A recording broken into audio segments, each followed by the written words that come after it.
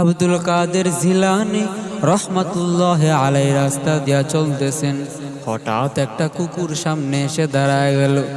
কুকুর ডাক দিয়া বলে, আব্দুল কাদের, আমার একটা প্রশ্নের জবাব দেন। আমার প্রশ্নের জবাব না দিয়ে আপনি কোথাও যাবেন না।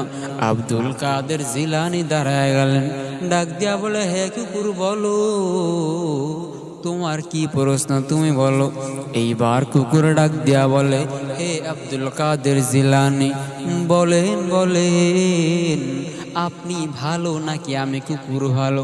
আব্দুল কাদের জিলানী বড় টেনশনে পড়ে গেলেন, মনে মনে চিন্তা করতেছেন, এখন যদি বলি হে কুকুর তুই খারাপ, আমি আব্দুল কাদের জিলানী বড় ভালো, তাহলে আমার মধ্যে অহংকার চলে আসবে। আর যদি বলে কুকুর তুই খারাপ, কুকুর তুই ভালো, আমি আব্দুল কাদের জিলানী খারাপ, তাহলে আল্লাহ তাআলার কথার উল্টা হয়ে যাবে। কারণ আল্লাহ তাআলা বনি আদমকে সৃষ্টির শ্রেষ্ঠ বলে ঘোষণা দিয়েছেন। কি করা যায়? আব্দুল কাদের টেনশনে পড়ে গেলেন।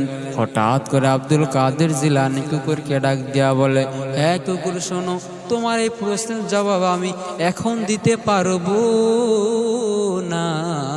তোমার এই প্রশ্নের জবাব দিতে হলে আমাকে আগে দুনিয়া ছেড়ে যাওয়া লাগবে।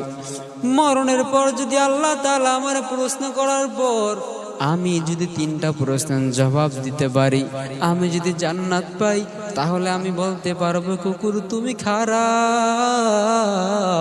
আমি আব্দুল কাদের জিলানী বড় ভালো।